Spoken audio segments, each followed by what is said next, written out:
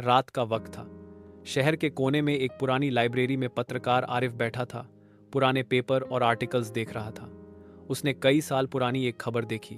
जंगल के पास एक छोटी सी माँ नहीं, जहां हर चांद रात खून बिकता है। सब लोग कहते थे ये सिर्फ अफवाह है, लेकिन आरिफ को यकीन था कि इसके पीछे कोई सच छुपा है। उसने डिसाइड किया कि अगली चांद रात जब वो मंडी लगती है, मैं खुद वहां जाएगा। वह रात चांद पूरी तरह से आसमान पर था। जंगल के रास्ते में सिर्फ जमीन पर हवा की सरसराहट थी। आरिफ ने अपना कैमरा, टॉर्च और वॉइस रिकॉर्डर लिया और वह जंगल की ओर चला गया। रास्ता सुनसान था। अचानक एक मोड़ पर उसे एक पुराना साइन बोर्ड नजर आया। खूनी मंडी, सिर्फ चुने गए मेहमानों के लिए। आरिफ के दिल ने जोर से धड़कना शुरू कर दिया।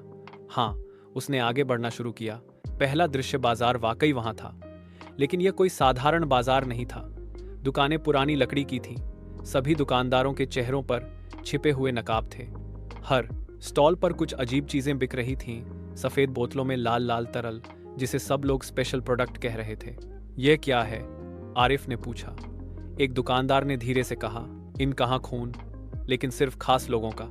आरिफ के पैर ठिठक गए। उसने कैमरा चालू किया, लेकिन उस वक्त सब कुछ अंधेरा हो गया।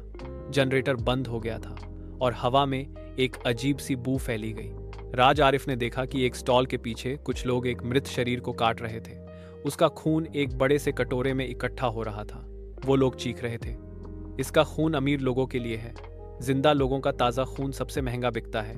आरिफ की सांस रुक गई। उसने पीछे भागने की कोशिश की, लेकिन उसके हाथ में जो कैमरा था उसका फ्लैश चला और सब लोग उस तार री मुद गए। शिकार, मुझे लगा हमने सब मेहमानों को पहचान लिया था।